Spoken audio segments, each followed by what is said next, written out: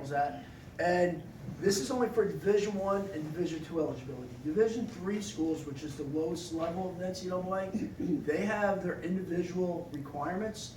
And even some Division I and Division II schools, they have even tougher requirements than what the NCAA says. You have to take 16 core courses, and you have to complete 10 of them before your senior year. And that's what the NCAA wants, like what Mrs. Albro was saying, that's what the NCAA wants to see, how you perform in these academic subjects. The lowest GPA you could have in those academic subjects to be eligible as a freshman is a 2.325. And this is called a sliding scale. The lower your GPA, the higher your SAT has to be. As you can see, if someone has a 3.55 and above, they only have to get a 400 on the SATs and they're eligible. Or someone who has, say, a 2.0, they have, in order to pass the clearinghouse with the NCAA, they have to get 1,020 on their SATs. But either way, if it's a 2.3 or under, they are not allowed to play that first year of college. They have to do what's called being redshirted. So if you ever see signs of 2.3 can keep even the best player off the field, that's what that 2.3 number is.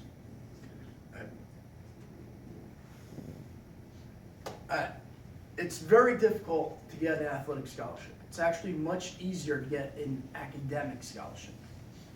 There are a lot of different things that go into athletic scholarships that I'm actually going to talk about on the next slide. This is just a chart of how many scholarships there are per each sport. And since I'm the football coach, I'm going to look at football here. And a school like Rutgers is only allowed to have 85 players under scholarship. And they're all one-year scholarships. There's no such thing as a four-year scholarship anymore. It's all one-year scholarships.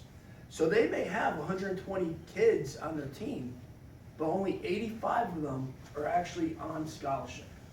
And the coaches and the schools can even break these up smaller. Like I was talking to a friend today whose sister is a very good field hockey player. The NCAA only allows 12 field hockey scholarships per school. But the coach could take that 12 and break it up amongst 24 players. So they may only get half a scholarship. And if you see rowing, it actually has 20. And not a lot of people row, so if you want your kid to get an athletic scholarship, maybe you get them into the rowing sport a little bit, down the Passaic River.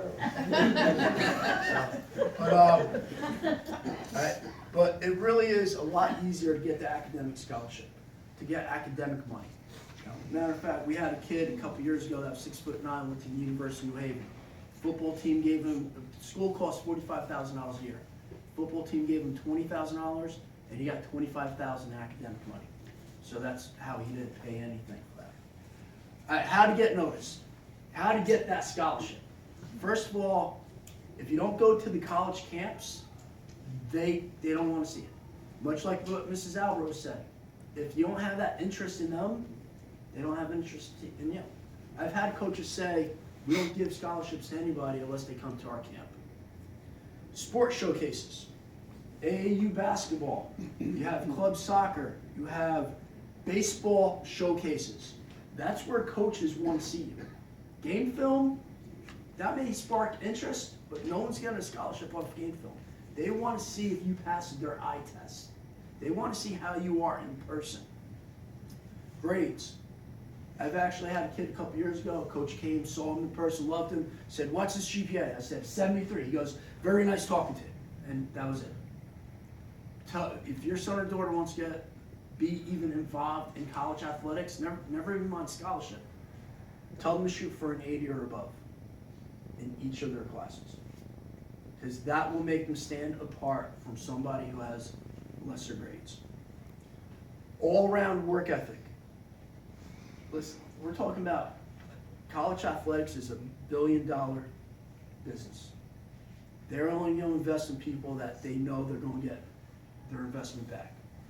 They want people that are academically, in study hall, extra help, doing the best that they can in the classroom. They want people athletically that are their so-called gym rat, living in the weight room, living on the field, being the first one to the gym, last one to leave the gym. That's what they were looking for. And we've actually had numerous athletes the last couple of years play on all three levels. From Division I football, we've had Division I track, we've had Division I soccer, we had Division III football, Division III volleyball. It is possible. I played 4 years of college football. They're some of the 4 greatest years of my life. I have friends from all over this country because of it. If your son or daughter is interested, they just have to find the right level and the right school that's an academic fit and an athletic fit, and they can go on playing for the next 4 years. Right? They have to be realistic about it. I told you I was going to be brief.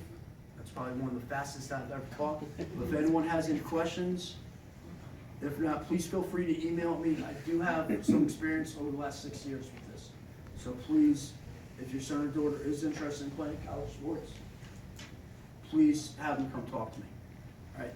And our last presenter, but definitely not the least, our Director of Guidance, Mrs. Catherine.